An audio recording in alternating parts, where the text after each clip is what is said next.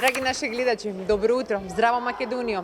Ви поканувам да останете со нас, да го проследите разговорот кој што денеска ќе го имам со илустраторот Орце Ниневски, кој што неодамна бевме на посета на една убава промоција на книга Бајките на Македонија. Колку илустрациите всушност се доволни да ги анимираат младите за да дополнително читаат, за да дополнително им се развива фантазијата, сето она по кое што мечтаат. Во продолжение ќе разговараме со мојот соговорник господинот Орце. Орце, добро утро, добро дојавте во Здраво Македонија. Благодарам на поканата, мило ми е што сум тука со вас денеска.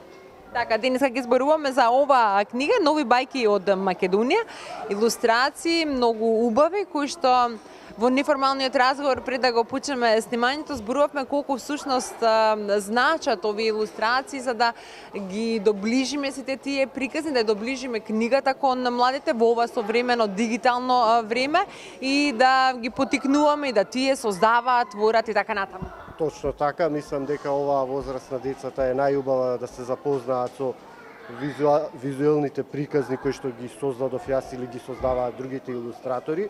Во оваа книга, која е издание на Арс Ламина, има можеби 100 илустрации на 24 приказни, пишувани од современи македонски писатели, адаптирани од Оливера Ќорвезировска како уредник, и јас ги нацртав и направив нешто, мислам, подобно за децата од оваа возраст, значи предшколска и школска возраст. Еве како и самите што гледате, ова е не знам која поред работилница, децата уживаат да ги цртаат, бидејќи дел од нив веќе беа издадени како мал, дел од овие приказни како помал формат и можете да ги најдете во литература МК, и тие доживеа бум, например Океанија од Мартин Милјев, Сончевото момче Ил, неколку книги кои сега се вклопени повторно со нови илустрации додадени во оваа книга, и таа е според мене најголемо мое остварување, бидејќи досега работев мал формат и ова е првата голема моја книга.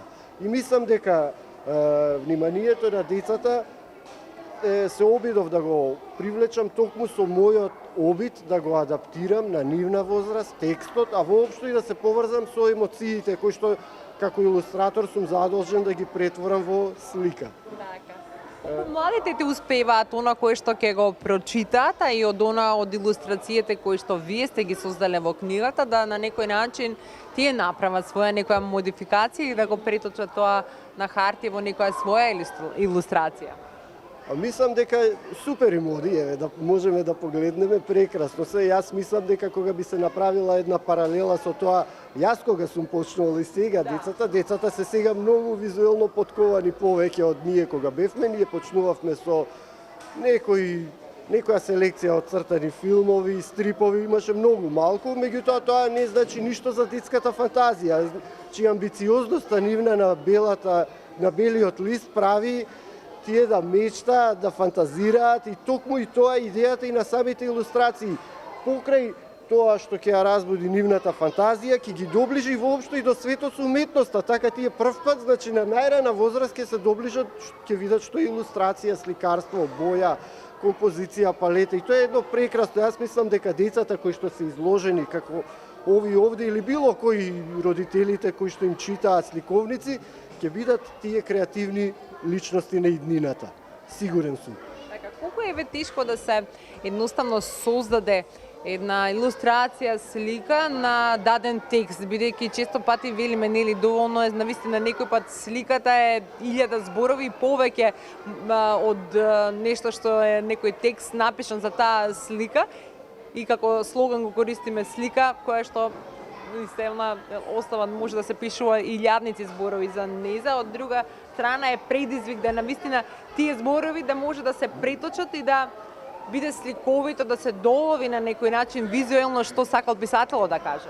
Токму така се вреднува успехот на една илустрација. Нормално квалитетот на сите не би бил ист, меѓутоа идејата на илустраторот, барем кај мене, е колку и да е дигитално, например, направена, бидејќи се работи се дигитално во Photoshop, во Procreate или во било кој програм во кој што се работи растер или вектор, колку и да се работи дигитално, главната цел на илустраторот кога ќе се погледне отпечатена да остава впечаток дека е работена традиционално, тоест дека е рачно работена или аналогно, што најмногу ги доближува до децата. Значи свесно да илустраторот барем по моje мислење, треба да се лиши од сите оние ефекти кои што ги нуди технологијата. Тогаш мислам дека го постигнува првата фаза од успехот. Втората фаза од успехот е кога ќе се поврзе со емоциите кои ќе ги прочита во текстот, и третата фаза е кога сето тоа ќе успее да го имплементира во согласност со возраста на децата и во согласност со едноставноста. Едноставноста ми е многу битна, бидејќи колку е поедноставна илустрацијата, толку е попривлечна за децата. Сега, некои илустрации, например, се базирани на многу малку текст за децата од прешколска возраст, например, само еден стих или нешто. Некои илустрации се базирани, например, како тука, на поголеми текстови, и токму тука лежи тајната, на таа илустрација, колку таа ќе дополни, ќе ја разбуди фантазијата, колку тие зборови ќе ги насочи каде детето да размислува, каде, или само ќе опише едноставно да се чувствува убаво и ќе го даде оној контури на замисли. Што повеќе да сака да се читаат книгите. Кој за вас учесник се илустратор на повеќе изданија кои што се испечатени на успешни секако книги, но неве кои вие лично смитате дека она творечко од вас со илустрација најкреативното сте го дале од себе, или секоја книга е нов предизвик каде што се вложувате? Многу е тешко така да се одвои, да речеме, меѓутоа еве јас добив некоја трета награда за Кончето од Рингишпилот на Јован Стрезовски текст, на една многу интересна песничка за деца. Таа ми е една од омилените, меѓутоа и ова издание мислам дека си ги надмина своите способности во цртање, дека беше прекрасно самиот предизвик да се создаде книга за деца, значи сликовница, рамките да се поместат и се многу малку во нашата земја направени, и мислам дека тоа успеав со оглед на тоа што требаше да направам еден универзален јазик за 24 различни пристапи, приказни. Иако тие, повторно ќе кажам, беа стилски обработени, заокружени од Оливера Ќорозировска, сепак јас морав да создадем еден универзален јазик и повторно да бидат бајки. Бајки знаеме ние, секогаш има принцези, змеови, дрва што зборуваат, кочи, коњи што летаат. Меѓутоа ова се нови бајки, значи мораше да го има сето тоа, а да има и таблети, телефони, тротинети. Токму тука беше и предизвикот. Така. Ти благодарам многу, Урце, што еве беше ова утро со нас, што споделивме нешто убаво што ни се случило, како што рековме. Треба времето оди понатаму, но убаво е да се прават овие секако нови изданија, нови книги, за да го доближуваме на овие генерации на нивен начин, за да и тие сакаат нели понатаму да се реализираат.